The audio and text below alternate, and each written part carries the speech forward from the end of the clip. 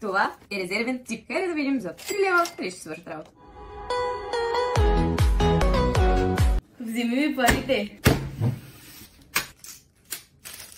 Това е резервен цип. Хайде да видим за 3 лева къде ще свършат работа. Подготвила съм се с дънки и пръсякето на оператора, защото искаме да видим дали работят за различни видове ципове. Да започваме. Преди да продължим към същественото видео, искам да ви напомня, че аз сама съм си спонсор. За това ще ви помоля да ме последвате в YouTube ми Viki Reviews, където ще качваме компилации на тези видеа и се задава една нова и много интересна поредица. Последвайте ми и в Instagram, където също ще има ексклузивно съдържание. Както виждате, ципа ми е щупен, а тези дънки много си ги обичам, така че много се надявам да работи. Хора, доста се измъчих, успяхме, обаче се оказа, че проблема е в дънките. Но за това тук е якето на оператора. Предишно яке на оператора също беше с късан цип. Решихме, че оттам е проблема, като вижте, тук си има здрав цип, зъбците са здрави, така че хайде да видим.